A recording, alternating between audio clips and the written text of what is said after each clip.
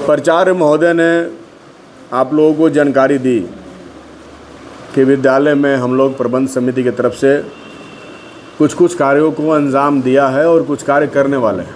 उसका उद्घाटन हम लोग करेंगे और कुछ नए काम करने हैं, उसके बारे में हम लोग फैसले लेने वाले हैं। वो हम लोग फैसला लेंगे। तो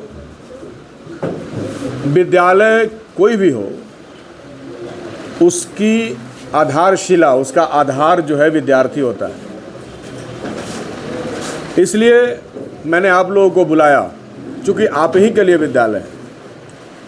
मैं इस विद्यालय का अध्यक्ष हूँ और इस इलाके का एमएलए हूँ। आप लोग एमएलए के बारे में जानते हैं, तो मुझसे आप कुछ भी कह सकते हैं।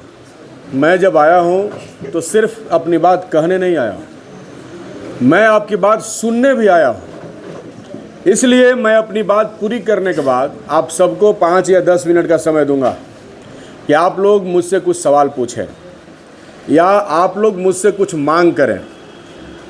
हमेशा आप बच्चे हैं, बड़े हो रहे हैं, ये देश कैसे चलता है इसको जानना चाहिए आप लोगों को। देश के संविधान और संविधान को चलाने के लिए लोकतांत्रिक व्यवस्था है और उसमें विभिन्न लोगों को विभिन्न तरह की जिम्मेदारियां बांटी गई हैं। उसमें हमारी भी एक जिम्मेदारी है, जिसके तहत मैं आपका अध्यक्ष भी हूं और मैं यहां का एमएलए भी हूं। जनता ने मुझे चुना। तो आप मुझसे कुछ भी मांग भी सकते हैं अपने विद्यालय के लिए। आपको लगता है कि हमारे क्लासरूम्स में ये कमी है, हमारे क्लास में ये दिक्कत है, या आपको किसी के बारे में कोई कंप्लेन हो, पढ़ाई के बारे में हो, शिक्षक के बारे में, वो सब आप कह सकते हैं मुझसे। और मैं सक्षम हूँ आपके तमाम सवालों का जवाब देने के लिए भी और आपकी समस्याओं के निपटारे के लिए भी। इसलिए आप बता सकते हैं। एक ये बात है। दूसरी बात है, ये हमारी कोशिश है, ये हमेशा मेरी कोशिश रहती है कि हम अपने विद्यालयों को उच्च स्तरीय विद्यालय बनाएं, गुणवत्तापूर्ण बनाएं। मैं भी आप ही के तरह इसी प्रकार के विद्यालय से पढ़ करके पास हुआ, सरकारी स्कूल में, हाई स्कूल में। तो मैं तो स्वयं आपके चुनौतियों को समझता हूँ, आपके संकटों को समझता हूँ। इसलिए लगातार आपके लिए नीतियों को बनाने की लड़ाई विधानसभा में मैं लड़ता हूँ। एमएलए का काम है कि वह अपने क्षेत्र के जनता के बीच में जाए, उनकी समस्याओं को सुने और सरकार से उनके पक्ष में नीति बनाने की मांग करें। अभी सर बता रहे थे, बीईओ साहब ने भी कहा कि 4 शिक्षक हुआ करते थे। बिल्कुल ये सच्चाई है। 2020 में जब मैं एमएलए बना तो मैंने कई सारे विद्यालयों का दौरा किया। हम उसमें कुछ नहीं कर पा रहे थे क्योंकि शिक्षक ही नहीं थे। तो हम छात्रों को इनवाइट कैसे करें कि आप स्कूल में आइए। तो बच्चों को शिक्षक नहीं मिल रहे थे, इसलिए बच्चे स्कूल नहीं आ रहे थे। इसलिए हम लोगों ने पहली बार विधानसभा में बोलने का मौका मिला तो हमने शिक्षा के सवाल पर बोला। और आप अगर मेरा पहला भाषण सुनेंगे तो एक लाइन में मैं आपको बता रहा हूँ, मैंने सरकार से कहा कि आप इंटर पास करने और बीए पास करने के बाद 25,000 और 50,000 रुपया दे रहे हैं, इससे छात्राओं की समस्याएं खत्म नहीं होंगी। आप उनको स्कूलों में टीचर्स दीजिए, इक्विपमेंट्स दीजिए, बेंचेस दीजिए, पंखे दीजिए।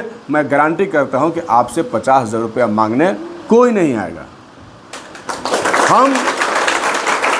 हमारा एक विज़न है, हमारी एक दृष्टि है, जिस दृष्टि से हम समाज को देखते हैं। हम मानते हैं कि व्यक्ति को मजबूत करना चाहिए, उसे आजीवन मांगने वाला नहीं बनाना चाहिए कि वह आजीवन किसी से मांगते रहे। कभी किसी से 50,000 मांगे, कभी किसी से राशन मांगे, कभी किसी से किरासन मांगे, कभी किसी से ज़मीन मांगे, कभी किसी से आवास मांगे। 75 वर्षों के बाद भी इस देश की यह दुर्दशा है कि पॉलिटिशियंस जो हैं हाकिम बने हुए हैं, रहनुमा बने हुए हैं, खुदा बने हुए हैं। इस बात को समझिए। हम चाहते हैं आपको मजबूत करना, और मजबूत करने का आधार ये विद्यालय है। अगर यहाँ से गुणवत्तापूर्ण शिक्षा आपको मिलेगा, अगर यहाँ से आप शिक्षित होंगे, तो आप अपने अधिकारों को समझेंगे और आने वाले समय में अपने जीवन में आने वाली नई चुनौतियों से आप लड़ेंगे। आप झुकेंगे नहीं। अगर आप शिक्षित नहीं होंगे तो आप चुनौतियों के सामने झुक जाएंगे और ज़िंदगी भर किसी के मुखापेक्षी बने रहेंगे, ज़िंदगी भर किसी रहनुमा का इंतजार करते रहेंगे, ज़िंदगी भर किसी खुदा के आ जाने, किसी ईश्वर के आ जाने, किसी ईश्वर के अवतार होकर के आपकी समस्याओं के समाधान कर देने का इंतजार करते रहेंगे, और इसी इंतजार में आपकी ज़िंदगी समाप्त हो जाए। शिक्षा आपको ताकत देता है लड़ने का, संघर्ष करने का, मेहनत करने का। तो हमारी पूरी कोशिश, हमारे यहाँ जितने विद्यालय हैं सब शिक्षक लोग बैठे हुए हैं, एचएम बैठे हुए हैं। मेरे विधानसभा क्षेत्र में किसी भी विद्यालय में मैं अतिरिक्त हस्तक्षेप नहीं करता। मैंने प्रधानाध्यापकों को खुला छूट दे रखा है, आप विकास कोष की राशि निकालिए, आप खर्च कीजिए। मैं तो ऐसा व्यक्ति हूं कि आपसे हिसाब भी नहीं पूछो, क्योंकि मुझे तो आप पर भरोसा करना ही होगा। अगर इस समाज में शिक्षक पर भरोसा नहीं किया जा सकेगा तो फिर किस पर भरोसा किया जा सकेगा? अब मैं मानता हूं इस बात को, मुझे विश्वास है 80 से 90% शिक्षक इसमें गलती नहीं करेंगे, जो करेंगे वो जानेंगे। अगर आप जो शिक्षक हैं, जो गुरु हैं, जिसको हमारे देश में सारे धर्मों के, सारे माइथोलॉजीज के, सभी धर्मशास्त्रों ने, सारे लोगों ने ये कहा कि शिक्षक मनुष्य के जीवन में बहुत महत्वपूर्ण स्थान रखता है, या माता पिता से भी ऊपर का स्थान रखा गया। माता पिता तो सिर्फ जन्म देते हैं, लेकिन दुनिया देखने की जो दृष्टि होती है, जो आँख होती है, ये 2 आँख आपको मिला है जिससे आप सपाट दुनिया देखते हैं। यहाँ पढ़ने के बाद आपको तीसरी आँख मिलती है, जिससे आप दुनिया को देखते हैं। वो तीसरी आँख आपके शिक्षक आपको देते हैं, आपके विद्यालय में मिलता है। इसलिए आपकी जिम्मेदारी है। इसलिए मैंने कभी कोई इंटरफेयर नहीं किया। कहीं कुछ गड़बड़ियाँ भी पाई गई तो मैंने उनको नज़रअंदाज करने का काम किया, क्योंकि वो जो कुछ भी हो रहा था वो हमारे बच्चों के लिए हो रहा था। तो हम चाहते हैं कि हमारे बच्चों का विकास हो, और सभी जगह 2020 के पहले बीओ साहब भी हैं, कोई हेडमास्टर पैसा खर्च करने से पहले 10 बार सोचता था। और आज भी जितना पैसा हमने अपने क्षेत्र में खर्च किया डुमरांव विधानसभा में, उतना किसी भी क्षेत्र में खर्च नहीं किया गया, इसलिए कि मेरा कोई लस्ट नहीं है उन पैसों से। उन पैसों का मुझे कोई मोह नहीं है। मैं चाहता हूं कि वो पैसे बैंकों के कमीशन बढ़ाने का जरिया ना बने, वो पैसे छात्र हित में खर्च हो। बाबू आपस में बात मत करो, तुम ही लोगों के लिए हम लोग बात कर रहे हैं, तुम ही लोगों के लिए बात कर रहे हैं। ये जो कुछ भी हम कर रहे हैं तुम्हारे लिए कर रहे हैं, जो कुछ भी होगा वो तुम्हारे लिए होगा, इसीलिए वो खर्च हो। और भी जो पैसा है हमारे विकास कोष में, अभी सर ने बताया कि ऊपर कुछ भवन है जो जर्जर हो चुके हैं, उसको बनाने का हम लोग फैसला लेंगे। और अगर ज़रूरत पड़ेगा तो हमने कई सारे विद्यालयों में अपने फंड से कई सारी चीज़ें मुहैया कराई हैं। आप यकीन मानिए, हम कई सारे विद्यालयों में हमने दौरा किया, जहाँ की स्थिति ज़्यादा ख़राब थी वहाँ ज़्यादा हमने किया। और सबसे पहले मैंने सारे हाई स्कूलों में, मैंने कई सारे हाई स्कूलों में देखा कि हमारे बच्चे 9th-10th की बच्चियाँ ज़मीन पर बैठ के पढ़ रही, उनको मैंने बेंच देने का काम किया। उसके बाद हम लोगों ने लाइब्रेरी में सबके लिए बुक शेल्फ दिया है। पता नहीं चौगाई हाई स्कूल कैसे अछूता रह गया, मुझे ये बात समझ में नहीं आया, क्योंकि हमने सबसे मांगा था, लेकिन अब चौगाई से डिमांड नहीं गया कि हम लोग उसको रिकॉग्नाइज नहीं कर पाए, ये अलग इशू है। लेकिन 38 हाई स्कूल है डुमरांव विधानसभा में, और मुझे लगता है कि मैक्सिमम हाई स्कूलों में हम लोगों ने भेजा है। अगर यहाँ छूट गया है तो हम कोशिश करेंगे, चूँकि एक लंबी प्रक्रिया से गुजर करके उसका टेंडर होकर आता है, हम कोशिश करेंगे फिर से, देखते हैं हम कितना कोशिश कर पाते हैं। चूँकि अब तो इलेक्शन बोलते हैं और बिल्कुल साफ बोलते हैं, हमने अपने जीवन में कभी भी किसी प्रकार से झूठा वादा करने का कोशिश नहीं किया। लेकिन हम एक आप लोगों से उम्मीद रखेंगे कि आप लोग खूब पढ़िए। रामधारी सिंह दिनकर की एक लाइन है, उन्होंने लिखा रश्मि रथी में, तो ध्यान से आप लोग सुनिए। वो लाइन हमारे लिए बहुत प्रेरणा देने वाला लाइन है। उन्होंने लिखा कि कुसुम मात्र फूलते नहीं राजाओं के उपवन में। रश्मि रथी पढ़ना चाहिए, मैंने तो कई बार उसे पढ़ा है। कुसुम मात्र खिलते नहीं राजाओं के उपवन में, अमित बार खिलते हैं वे पूर से दूर कुंज कानन में। कौन समझे रहस्य प्रकृति का बड़ा अनोखा हाल, गुदड़ी में रखती है चून चून कर बड़े कीमती लाल। हम उन्हीं कीमती लाल को तराशने की कोशिश कर रहे हैं अपनी शिक्षा व्यवस्था से, और आप सब वही हैं। इसका अर्थ आप लोग समझ गए?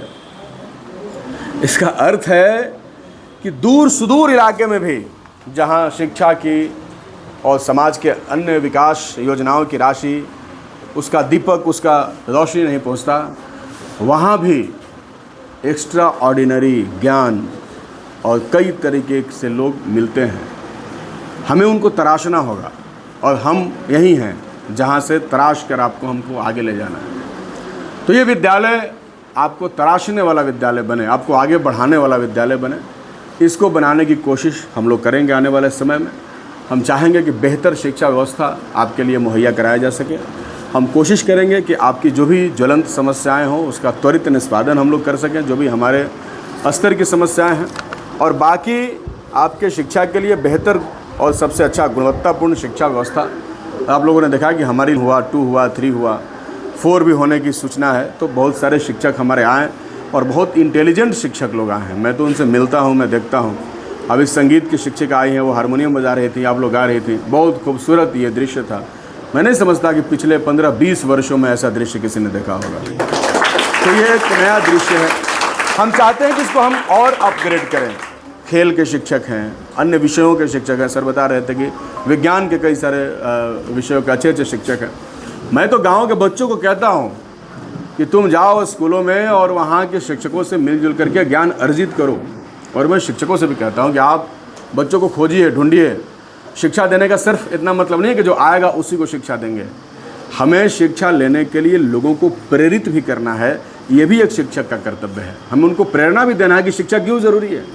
सदियों सदियों तक लोग अशिक्षित रहे क्योंकि उन्हें शिक्षा का मतलब नहीं मालूम था। लेकिन जब से उन्हें शिक्षा का मतलब जिसको भी मालूम है, जिसको भी शिक्षा का वास्तविक अर्थ पता चल गया, वो सारी ज़मीनें बेच देता है अपने बच्चों को पढ़ाने के लिए। खेतों को बेच देता है लेकिन वो बच्चों को पढ़ाता है। और जिनको ज्ञान का मतलब नहीं पता, वो खेत खरीदते हैं और बच्चों का फीस नहीं जमा करते। और अंततः वो जिसने शिक्षा प्राप्त किया वो आगे बढ़ता है और खेत खरीदने वाला आज भी उनसे पीछे पीछे चलता है।